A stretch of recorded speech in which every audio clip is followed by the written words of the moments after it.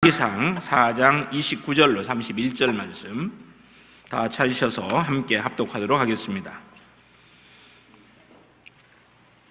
열왕기상 4장 29절부터 31절의 말씀 다 같이 합독하겠습니다. 하나님이 솔로몬에게 지혜와 총명을 심히 많이 주시고 또 넓은 마음을 주시되 바닷가에 모래같이 하시니 솔로몬의 지혜가 동쪽 모든 사람의 지혜와 애굽의 모든 지혜보다 뛰어난지라. 그는 모든 사람보다 지혜로워서 예스라 사람 에단과 마홀의 아들 헤만과 갈굴과 다르다보다 나음으로 그의 이름이 사방 모든 나라에 들렸더라. 아멘. 시간 담임사님 나오셔서 솔로몬처럼이라고 하는 제목으로 저희들에게 귀한 은혜의 말씀 주시겠습니다.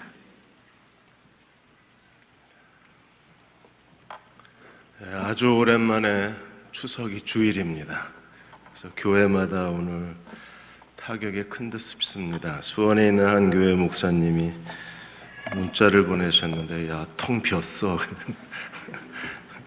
저희도 많은 분들이 못 오셨는데 이렇게 오셔서 함께 예배드려 주셔서 감사를 드리고요.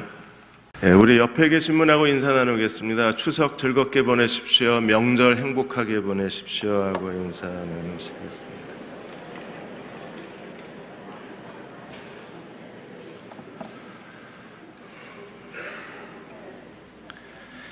오늘 열왕기상 4장 말씀을 같이 나누겠습니다.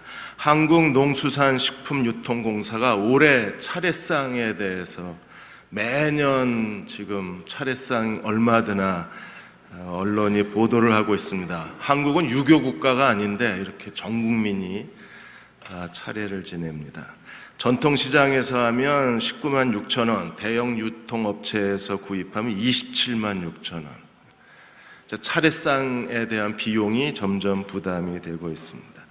근데 워낙 추석은 제사가 아니라 차례입니다. 차례라는 말의 뜻은 녹차 같은 걸로 차로 예를 바친다 그래서 차례라고 그러는 거예요. 지금 우리가 차례상을 차리는 건 이게 워낙 그 기본 정신에 어긋나는 겁니다. 조선시대 유학자 가정의례 참고서 주자갈에 의하면 차례상은 세 가지만 있으면 돼요. 차 한 잔, 술 한 잔, 과일 한 접시. 근데 이게 지금 20여 가지로 늘어나서 평균 20만 원 매년 차례상 차리는데 큰 부담을 느껴야 하고 점점점 명절이 이제 유쾌한 가족들이 함께 모이는 그런 절기가 아니라 점점 재정 부담으로 인해서 힘들어진 절기가 됐습니다. 어느새 이게 하나의 한국의 고유의 문화가 됐기 때문에 이런 일들이 일어나는 거예요. 솔로몬이 오늘 4장에서 하나님이 그에게 계약을 맺으신 그 결과를 보여주고 있습니다. 하나님이 어떤 계약을 맺으셨나요? 솔로몬이 지혜와 듣는 마음을 구했을 때 하나님이 계약서에 두 가지를 약속을 하셨습니다. 3장 12절에 내가 내 말대로 하여 내게 지혜롭고 총명한 마음을 주노니 내 앞에도 내 후에도 너와 같은 사람이 없으리라. 지혜와 총명에 있어서 솔로몬 같은 사람이 없게 만들어주겠다고 하셨어요. 그리고 3장 13절에 내가 구하지 아니한 부귀와 영화도 내게 주노니 내 평생에 너와 같은 자가 왕들 중에 너와 같은 자가 없으리라. 지혜에 있어서 너와 같은 자가 없으리라. 부귀와 영화에 있어서 너와 같은 자가 없으리라. 하나님은 정말 이 계약서대로 이 언약대로 솔로몬에게 주셨을까? 오늘 열왕기사 4장은 하나님이 어떻게 약속하신 대로 솔로몬에게 부귀와 영화로 채워주셨는가? 주시겠다고 약속하신 축복으로 채워주셨는가? 하나님이 솔로몬에게 주신 것들에 대한 목록, 전시장이 열왕기상 4장입니다. 모두 6가지를 주셨는데 제일 먼저 솔로몬이 듣는 마음, 백성을 올바르게 재판하는 마음을 달라고 요청을 했습니다. 3장 16절에서 28절까지 두 창녀의 재판을 통해서 이게 증거도 없고 목격자도 없고 CCTV도 없고 블랙박스도 없는 상황에서 솔로몬이 하나님이 주신 듣는 마음으로 이 두 창녀의 사건을 해결해내요. 그것을 보고 백성들이 뭐라 그랬습니까? 하나님의 지혜가 솔로몬 안에 있어 이것을 판결한 것을 백성들이 목격을 한 겁니다. 하나님이 지혜를 주시겠다고 하셨는데 그 지혜가 이제 백성들에게 확인이 된 거예요. 4장으로 넘어오시면 4장 1절에 19절까지는 이제 솔로몬의 초기 내각 구성, 국무위원들을 어떻게 조직을 하고 전체 이스라엘 나라에 대한 행정구역을 어떻게 조직했는가를 설명하고 있습니다. 4장 1절에서 6절까지 초기 내각 국무위원들에 대한 명단이 나오는데 하나님을 경외하고 가장 탁월하고 그리고 가장 지혜로운 사람들로 초기 내각이 구성이 됐어요. 4장 7절에서 19절까지는 이스라엘 전체를 12개의 행정구역으로 나누어서 1년에 한 달씩 왕실에 필요한 모든 음식과 왕실에 필요한 물건들을 공급하게 만들었습니다. 하나님은 이미 이스라엘 전체를 12지파로 나누어서 하나님이 주신 기업의 땅을 상속하게 했어요. 기존에 하나님이 분배하신 12개 지파의 땅을 그대로 두고 기업 관리의 조직을 그냥 두고 솔로몬이 또 다른 12개의 행정 조직을 만들어서 1년에 한 달씩 왕실에 필요한 모든 것들을 공급하게 만든 겁니다. 얼마나 지혜로운 행정 조직인지 모릅니다. 왜냐하면 12개 지파 가운데 어떤 지파는 숫자도 적고 어떤 지파는 빈부의 차가 커요. 만일에 기존에 12개 지파에게 1년에 한 달씩 왕실에 필요한 것을 공급하라고 요청을 했다면 어떤 지파는 정말 힘들었을 겁니다. 계속 왕실에 필요한 걸 1년에 한 달이었지만 그들은 막대한 빚을 져야 하고 아마 가계부채가 크게 증가했을지도 모릅니다. 근데 솔로몬은 기존의 조직을 그냥 두고 그 위에 또 다른 행정 조직을 만들어서 빈부의 차에 따라서 균등하게 12개의 지역으로 구분을 해서 모든 행정구역이 왕실에 필요한 것을 공급하는데 전혀 어려움이 없게 만들어 놓았어요. 지혜로운 행정자치구역을 세워놓은 겁니다. 더군다나 솔로몬이 이스라엘을 통치하는 가운데 어떤 일이 일어났나요? 아마 정치하시는 분들이 한 나라의 대통령들이 가장 부러워할 만한 일들이 솔로몬 통치 아래 일어났습니다. 20절에 보시면 유다와 이스라엘의 인구가 바닷가의 모래처럼 많게 되매 먹고 마시고 즐거워했더라. 인구가 크게 증가했습니다. 지금 세계 여러 나라의 가장 큰 고민이 인구가 늘지 않는다는 겁니다. 한국도 지금 인구가 늘어나질 않고 있어요.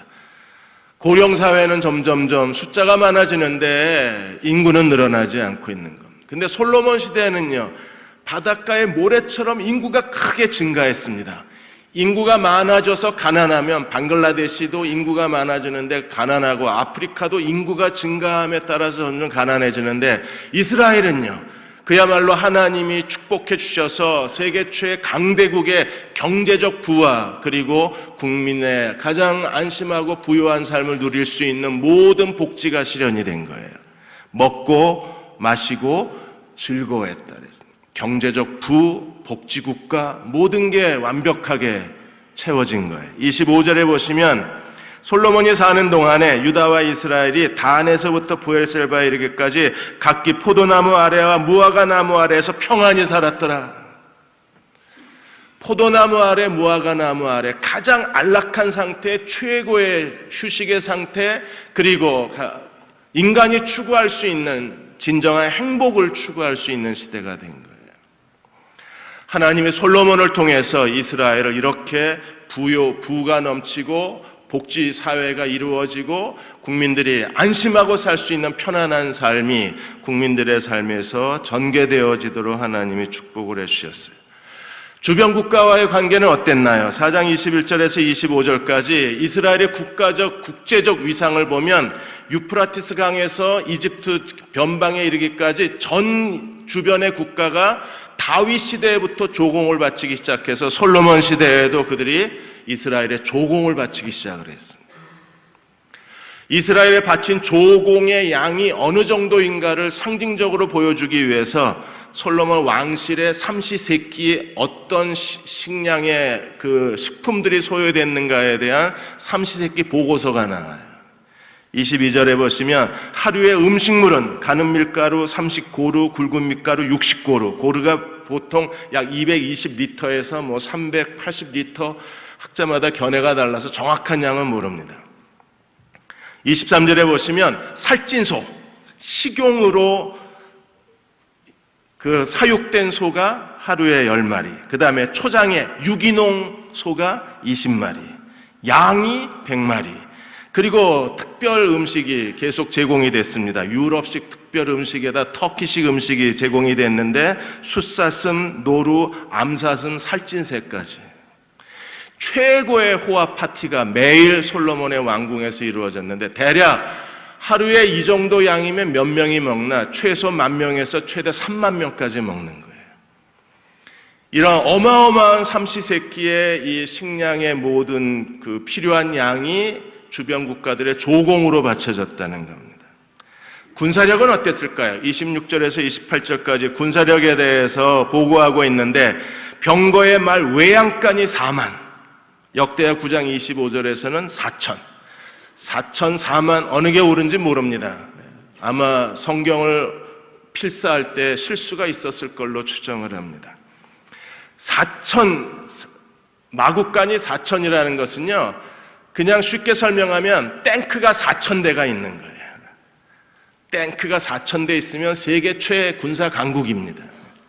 더군다나 마병이 12,000. 그러니까 주변 국가들의 비교해서 최강의 군대를 소유하고 있었던 게 솔로몬이었습니다. 29절에서 34절까지 보시면 하나님이 이미 지혜와 총명을 더하여 주시고 너 같은 자가 없을 거라고 약속하셨는데 그 약속을 이루셨어요. 그래서 29절에 하나님이 솔로몬에게 지혜와 총명을 많이 주시고 해도 부러운데 심히 많이 주시고, 하나님이 주실 수 있는 데까지 솔로몬에게 퍼주신 겁니다. 그리고 또 넓은 마음을 주시되 바닷가에 모래같이 하셨다 그랬어요. 바닷가의 모래처럼 인구가 증가했습니다. 바닷가의 모래처럼 넓은 마음을 주셨습니다. 넓은 마음은 뭔가요? 지적 능력, 지적 통찰력, 지적 호기심, 지식의 분야. 그래서 솔로몬은 정말 광범위한 지식의 분야를 가져서 그가 알고 있는 지식은 바닷가의 모래처럼 많았어요. 어느 정도의 지식을 가지고 있었나요? 33절에 초목에 대해서 말하되 레바논의 백향목으로부터 담에 나는 우슬초까지 모든 식물에 대한 해박한 지식을 가졌습니다. 그야말로 솔로몬은 그 시대의 뇌생남이었어요. 뇌가 섹시한 남자입니다. 다 알고 있었어요. 우리가 지금 스마트폰 들고 다니면서 알고 있는 것보다 우리 네트워크에 접속하면 우리도 다 알 수 있잖아요. 근데 솔로몬은 그 시대의 최고의 지식을 가진 사람입니다. 우슬초까지 하고 짐승, 새, 기어다니는 것, 물고기에 대해서 다 알고 말했습니다. 그 정도로 탁월한 지식을 가진 사람이었었어요. 하나님께서 솔로몬에게 주신 지혜가 얼마나 뛰어나는가 하면 31절에 당시의 동방의 지혜, 이집트 최고의 과학과 기술을 가진, 철학을 가진 이집트하고 동양의 철학자보다 솔로몬의 지혜가 훨씬 뛰어났다고 성경이 증언을 합니다.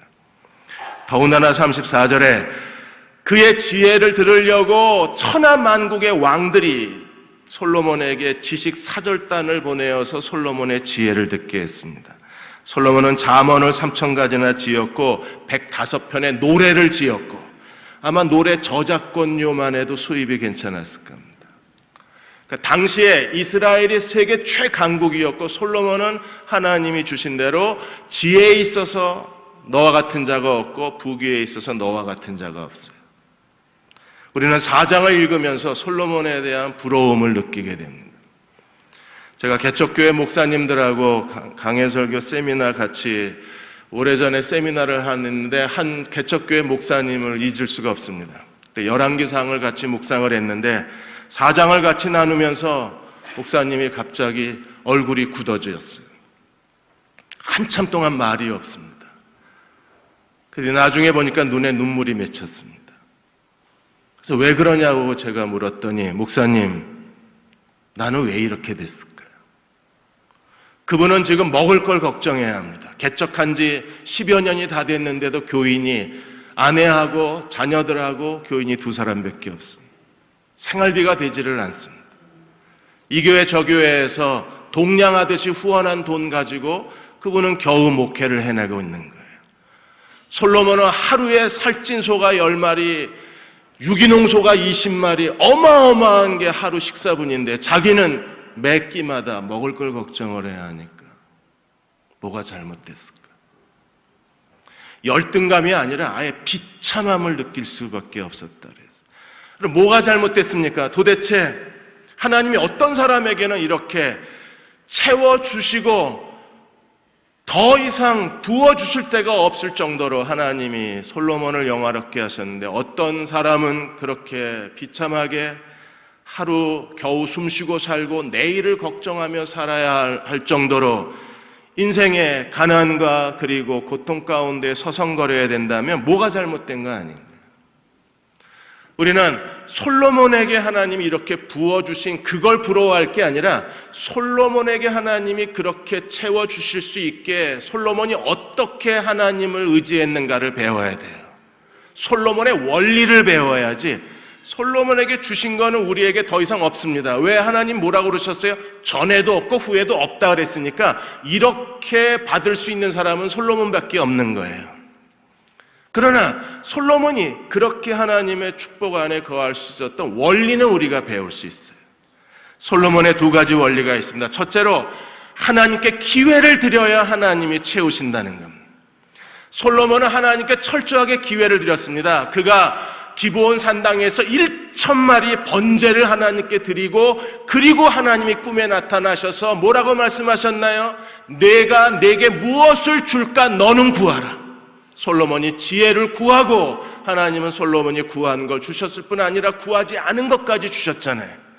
적어도 1,000마리 번제를 하나님께 드릴 수 있을 정도의 헌신, 열정, 하나님께 대한 뜨거움, 간절함, 뭔가 하나님께 자기의 전부를 드려서 메어 달리고 하나님께 자기를 내어 드려야, 하나님께 기회를 드려야 하나님이 채우시지, 우리가 미지근하게 적당히 흉내만 내면서 주님을 멀찍이 따라가면서 하나님이 내 인생에 어떤 것을 채울 거라고 기대할 수는 없는 거예요.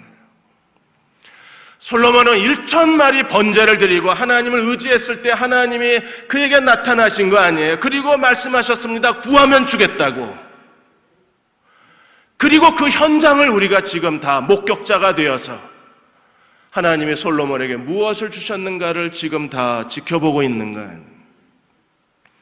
그리고 솔로몬이 다윗이 유언한 대로 그가 하나님 앞에 정직히 향하고 하나님의 율법과 모든 계명에 순종하는 동안엔 하나님께서 그에게 계속 솔로몬에게 하나님이 부어주시고, 솔로몬이 순종하고 기회를 드릴 때마다 하나님께서는 그 약속하신 대로 전에도 없고 후에도 없는 것을 솔로몬의 인생에 채우시는 거예요. 저도 제 인생을 돌아봤을 때 제가 좀 더 하나님께 헌신했더라면, 더 많은 시간을 성경을 묵상하고, 더 많은 시간을 기도하고, 더 많은 시간을 성경을 연구하고, 더 많은 시간, 더 많은 책을 읽고 하나님 앞에 나를 온전히 헌신했으면 저는 하나님께 더 큰 기회를 드릴 수 있었을 거예요. 기회를 드리지 않기 때문에 하나님이 우리에게 주실 수가 없는 겁니다. 그렇게 멀찍이 따라가면서 하나님 앞에 미지근하게 살아가면서 하나님 앞에 자기의 전부를 쏟아내지 못하면서 우리가 하나님께로부터 무언가를 기대할 수는 없는 거예요. 몇 년 전에 78살 되신 할머니 한 분이 장학금 1억 원을 들고 방송사를 찾아온 적이 있습니다. 경남 함안에 계신 분이십니다. 함양에 계신 분이신데, 이분이 결혼하고 3년 만에 이혼을 당하고 남편에게 버림을 당했습니다. 딸 하나 데리고 키웠는데 딸이 7살에 죽습니다. 서울에 올라와서 식당에서 그릇 닦고 청소하면서 돈을 벌었는데 사기꾼한테 걸려서 다 빼앗기고 50세에 빈 털터리가 됩니다. 그리고 다시 고향으로 돌아와요. 고향 함양에서 이분이 산기슭에서 염소 1마리를 키우기 시작해서 남은 생애를 염소를 키우면서 사신 겁니다. 그리고 염소 판돈을 모아서 1억을 모아서 자기처럼 가난한 사람이 없게 해달라고 대학교 장학금으로 내놓으신 거예요. 아무것도 기대할 것이 없는 상황에서도 뭔가 자기가 어떤 일에 전념하고 무언가를 성취하고자 하면 빈털터리가 된 상황에서도 남들이 해내지 못한 일들을 해내는 분들이 계십니다. 우리가 하나님께 기회를 드리면 하나님께서 우리에게 하나님이 약속하신 것들을 채워주실 텐데 사람마다 하나님이 주신 축복의 분량이 다릅니다.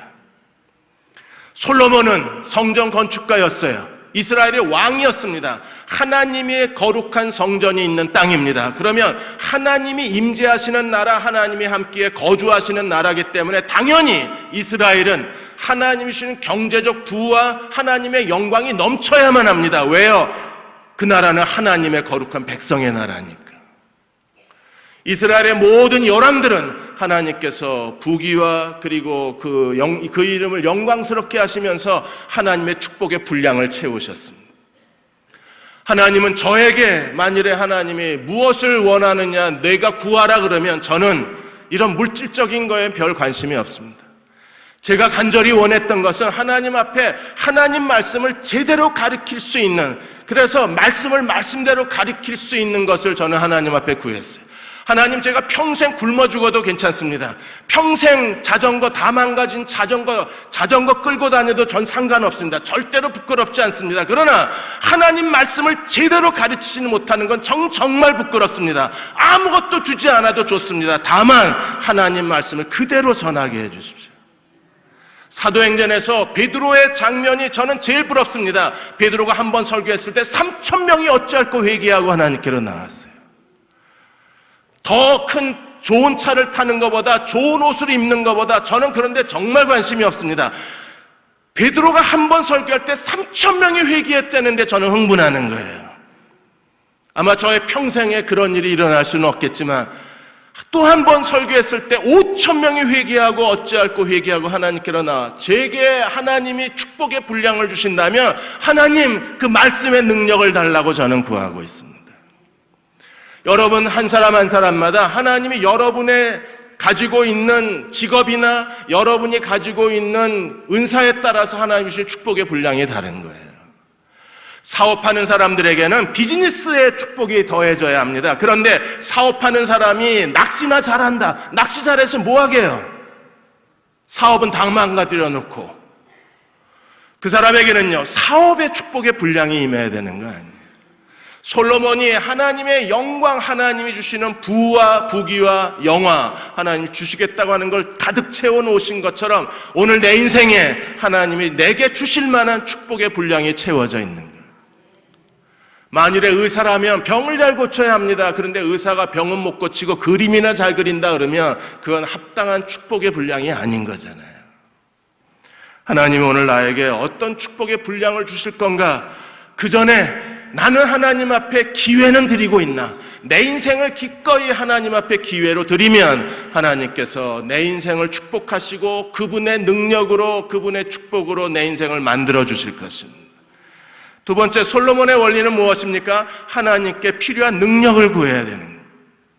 솔로몬은 왕입니다. 백성을 재판해야 합니다. 그래서 그가 구한 것은요, 듣는 마음이었어요. 자기에게 어떤 능력이 필요한가를 정확하게 알고 그걸 달라고 요청했을 때 하나님은 그걸 주실 뿐 아니라 구하지 않은 것까지 퍼부어 주신 거예요. 적어도 솔로몬은 하나님께서 솔로몬의 인생을 만들어 가시도록 3단계의 가장 완벽한 하나님과의 삶의 동역이 있었던 거예요. 제일 먼저 솔로몬은 하나님이 그를 통해서 하실 하나님의 계획을 알았어요. 다윗이 하나님 앞에 성전을 짓고자 열망했을 때 하나님이 다윗을 거절하시고 다윗에게 분명히 뭐라 그러셨습니까? 내 몸에서 낳을 아들이 성전을 지을 거야. 그게 솔로몬이었잖아요. 솔로몬은 이미 하나님이 자기를 통해서 무슨 일을 하실 것인가에 대한 하나님의 소명, 자기의 미래, 자기 인생의 비전, 명확하게 삶을 출발한 사람입니다. 오늘 우리도 제일 먼저 찾아야 될 게 뭔가요? 하나님이 내 인생에 어떤 계획을 갖고 계신가를 찾아야 되지 않을까요? 솔로몬이 두 번째 찾은 건 뭡니까? 그가 왕으로서 이스라엘 백성들을 재판하는 데 있어서 어떤 것이 필요한가를 정확하게 알고 듣는 마음을 요청했을 때 하나님이 듣는 마음을 통해서 솔로몬에게 주실 수 있는 건 다 퍼부어 주신 거예요. 오늘 내게 필요한 능력이 뭔가를 알고 그 능력을 하나님께 구해야 합니다. 그 능력을 갖추지 못하면 우리는 자기 인생에 내가 원하는 인생을 실현해 갈 수 없는 거예요. 정확하게 무엇이 필요한가를 알고 그 능력을 하나님께 구했을 때 하나님이 솔로몬에게 오늘 4장에 있는 군사력, 경제력, 세계 최강국의 위용 모든 걸 하나님이 채워주신 거잖아요. 내게 어떤 능력이 필요한가를 알고 있어야 합니다. 새마을금고 중앙회 신용공제대표 김성상 대표께서 이제 취직시험을 하게 되면 만여 명의 사람들이 지원을 한대. 1차, 2차, 3차를 통해서 만여 명의 지원자 가운데 50명만 남고 다 떨어집니다. 처음에 5년 전에 이 50명의 응시생들을 최후 면접, 대표 면접을 한다 그랬을 때 김성삼 대표가 흥분이 됐었대요. 야, 10,000명 중에 50명이면 최고의 스펙, 뛰어난 유능함을 갖춘 젊은이들, 그 젊은이들을 만나는 게 얼마나 즐거운 일인가? 근데 지금은 더 이상 즐겁지가 않답니다. 50명에 뽑힌 젊은이들이 스펙도 비슷비슷하고 개인 소견서도 비슷비슷하고 자격증도 비슷비슷하고 붕어빵 찍어놓은 것 같대요. 작년부터는 50명 인터뷰하기 전에 먼저 들어가서 오리엔테이션을 하신다는 겁니다. 내가 질문을 몇 가지 할 거다. 한미 FTA가 왜 필요한가? 한국은 선진국이냐 후진국이냐? 이런 질문을 할 테니까 내가 질문을 하면 내 의견을 말해라. 내 생각을 말해라. 막상 인터뷰하면 자기 생각을 말하는 사람들이 그렇게 많지 않답니다. 한국이 왜 선진국이냐? 한국이 선진국이라는 내 의견을 말하라 그랬는데 대답을 못하는 거예요. 그런데 어느 한 응시생이 자기가 4학년 초에 여러 나라를 여행을 했는데 여러 나라 가보니까 한국의 현대 자동차가 길거리에 돌아다니더라. 자동차를 제조하고 수출할 수 있는 나라가 전 세계에 6개, 7개 나라밖에 되지 않는 걸 보면 한국은 분명히 선진국이라고 생각한다 하는 순간에 이 학생은 합격한 거예요. 자기 생각, 자기의 의견을 말할 능력이 있기 때문에. 최근에 한국의 경제가 어렵다 그러는데 왜 한국 경제가 어려운가에 대해서 네 생각을 말하라. 그러자 어느 한 학생이, 다른 사람들은 뭐 신문에 방송에 뭐 이런 얘기를 하는데 그 응시생은 자기 아버지가 울산에서 구멍가게를 한대요. 작은 슈퍼마켓을 하는데 아버지가 작년에 정말 자기가 이 사업을 하시면서 가장 어려운 때가 작년이라고 그러죠. 아버지의 말을 들어보면 정말 한국의 경제가 어렵다는 것을 아버지를 통해서 확인할 수 있었다고. 그리고 겸연쩍게 웃었는데 그 응시생은 합격이 된 거예요. 능력의 차이입니다. 우리가 자기 인생을 살아가는데 자기에게 필요한 능력이 있는 거예요. 그 능력을 알고 그 능력을 구해야 되는 겁니다.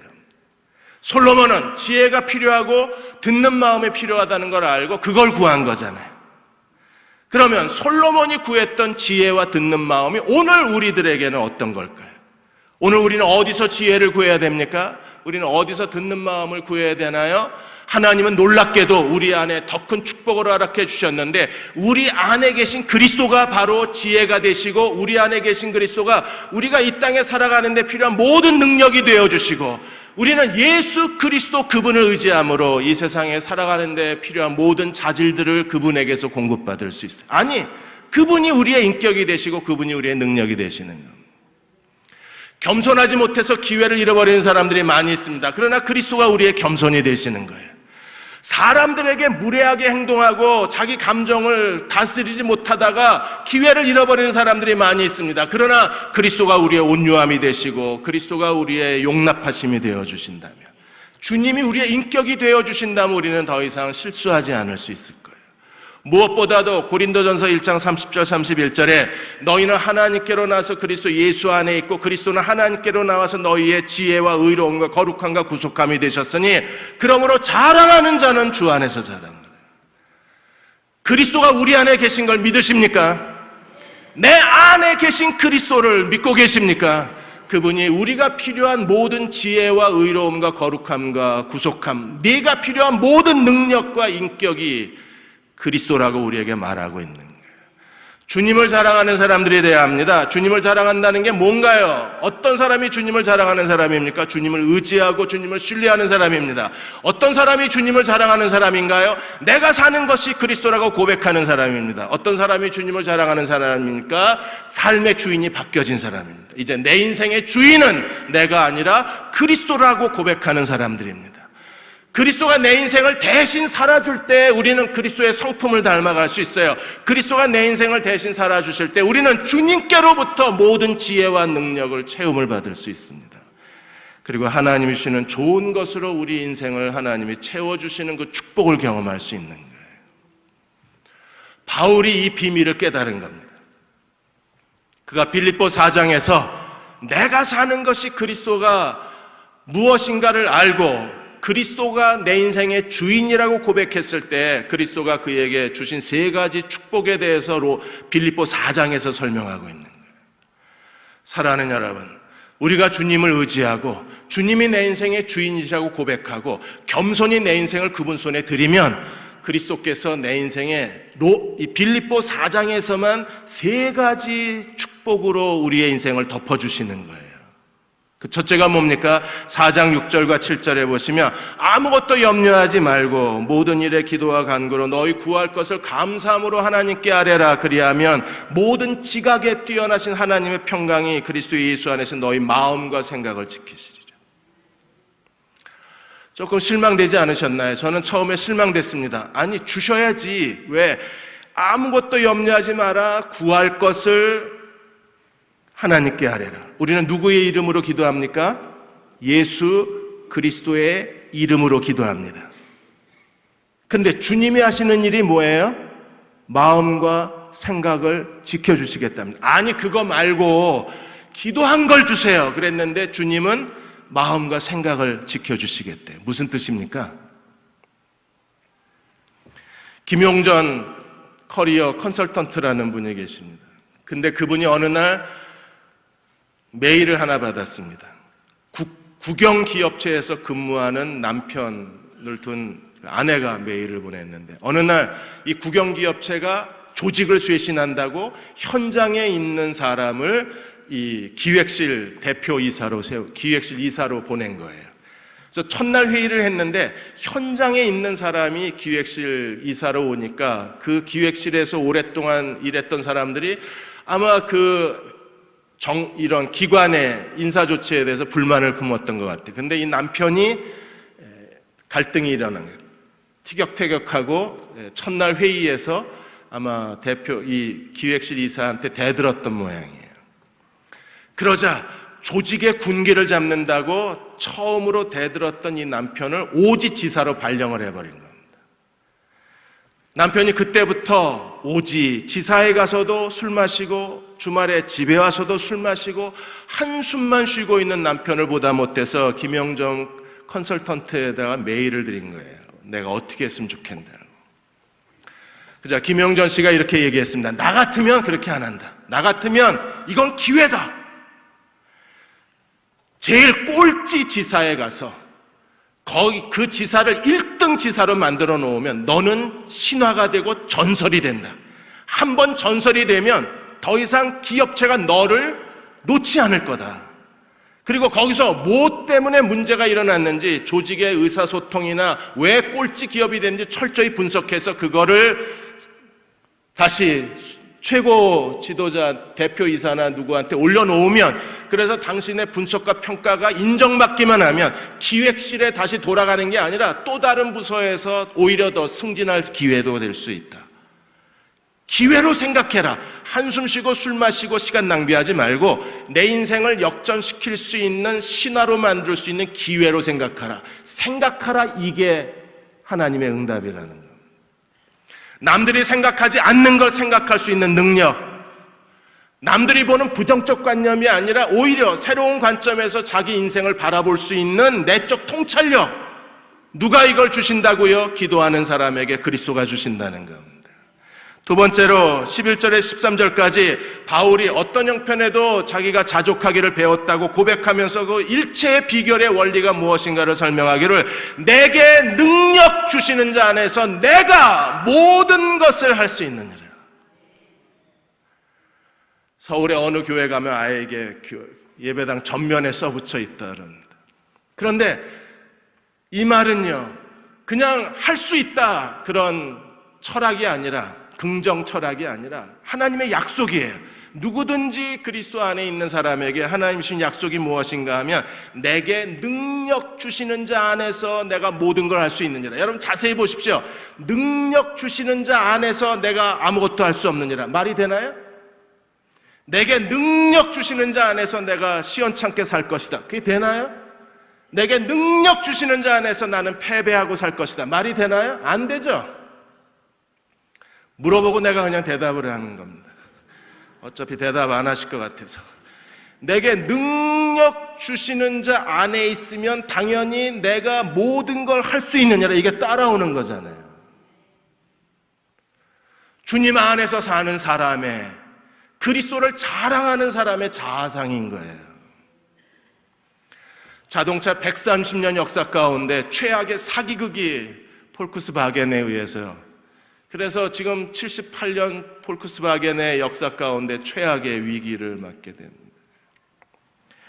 작년에 도요타를 제치고 작년에 글로벌 자동차 업계 1위, 올 상반기에만 530만 대를 팔았습니다. 계열사 12개를 포함해서 폴크스바겐이. 근데 한순간에 날아가는. 왜 이런 일이 일어나요? 2007년도에 유가가 뛰어오르면서 미국이 모든 매연기관에 대한 친환경 정책을 강력하게 펼쳤어요. 그래서 자동차 배기가스 규제가 강화가 됐습니다. 그러자 2008년도부터 자동차 배기가스가 강화가 되자 글로벌 자동차 업체는 어디로 바뀌었습니까? 하이브리드카로 바뀌었어요. 전기와 가솔린을 같이 사용하는, 아니면 아예 전기차로 나간 거예요.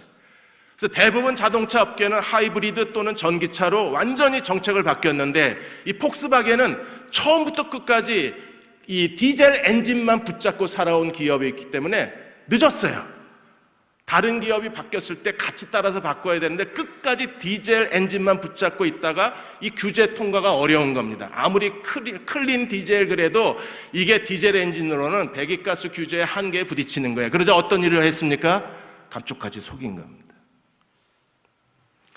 지금 12개의 폭스바겐 브랜드에서 팔린 자동차가 1,100만 대가 팔렸는데 이게 전부 리콜이 되는 겁니다. 거기다가 대사기극을 펼쳤으니까 거기에 벌금까지 내야 되는 거예요. 능력이 없는 사람이 능력 있는 척 하려고 하다 보니까 속임수를 씁니다. 능력 없는 것처럼 부끄러운 건 없는 거잖아요. 저도 목회를 하면서 순간순간마다 자신의 능력 없음을 느낍니다. 그때마다 해야 될 일, 할 수밖에 없는 일이 뭐예요? 주님 앞에 엎드리는 수밖에 없는 거예요. 주님은 우리의 능력 주시는 자가 되시기 때문에 그분을 의지해야 합니다. 마지막으로 18절 19절에 보시면, 나의 하나님이 그리스도 예수 안에서 영광 가운데 풍성한 대로 너희 모든 쓸 것을 어떻게 하리라? 다 채워주리라. 그 약속이 이미 오늘 열왕기상 4장에 있는 거잖아요. 하나님은 다윗에게 다 채워주시고, 솔로몬에게도 다 채워주시고, 바울에게도 다 채워주셔서 바울은 나는 모든 게 있다고 고백을 합니다. 지금 감옥에 갇혀있는 바울이 내게는 모든 게 있고 풍부하다고 그렇게 하나님 앞에 외치는 거예요. 거짓말하는 겁니까? 자기를 과장하나요? 외식적인 고백인가요? 아니요. 바울은 정말 모든 게 있고 풍부한 그 삶을 누렸어요. 어떻게 해요? 그리스도 안에서요. 솔로몬이 하나님의 지혜로 모든 걸 누렸습니다. 그의 인생의 하얀 백지를 하나님이 주신 것을 아름다운 그림으로 채워 넣었어요. 오늘 우리도 예수 그리스도를 의지하고 그리스도를 자랑하는 사람들이 되어야 합니다. 여러분, 주일날 예배에 와서 1시간 앉아있다고 그리스도인 아닙니다. 적어도 그리스도를 자랑할 줄 알아야 그리스도인입니다. 어떻게 주님을 의지할 줄 아는가를 깨닫고 주님 안에서 믿음이 성숙하고 주님을 자랑할 줄 아는 신앙의 원리를 배워서 매 순간마다 주님을 의지할 때, 주님은 어떤 분이시로 약속해 주셨나요? 영광 가운데 풍성한 대로 모든 쓸 것을 할부로 주겠다? 네 하는 거 봐서 주겠다? 아니요. 뭐라고 약속하셨어요? 다 채워주시겠다. 저는 제 인생이 하나님이 주시는 것으로 채워지기를 원합니다. 저는 설교자이기 때문에 이런 지금 하나님이 솔로몬에게 부어주신 그런 세상적인 것들이 아니라 저는 하나님의 복음을 그냥 진리 그대로 전할 수만 있다면 그게 하나님이 저를 채워주시는 거예요. 여러분 한 사람 한 사람에게도 하나님은 약속하신 것을 이루실 것입니다. 그러므로 여러분 자신의 기회를 하나님께 드리십시오. 하나님이 여러분의 인생을 만들어가게 하십시오. 하나님이 여러분의 인생에 하나님이 주시는 좋은 것으로 채우게 하십시오. 그들이 그리스도를 자랑하는 사람들입니다. 그러한 저와 여러분이 되시기를 주의 이름으로 축원합니다. 아버지 하나님, 오늘 당신의 귀한 종을 통하여 귀한 말씀을 들려주심을 감사합니다. 오늘 예배를 통하여 하나님께서 영광을 돌리게 하심을 감사를 드립니다. 주신 말씀처럼 우리도 솔로몬처럼 되게 하여 주옵소서. 솔로몬의 지혜를 허락하여 주옵소서. 저에게 합당한 축복을 주시고 합당한 능력을 주시고 우리 일생에 필요한 것들을 채우는 귀한 역사가 있게 하여 주옵기를 원합니다. 이제는 우리 주 예수 그리스도의 은혜와 아버지 하나님의 크신 사랑하신 것, 성령의 내주하시고 교통하시며 또한 우리의 생애 동안 주님과 동행하며 하나님께 기도하는 것마다 응답받는 놀라운 하나님의 역사가 이제로부터 영원토록 함께하여 주옵기를 간절히 축원하옵나이다.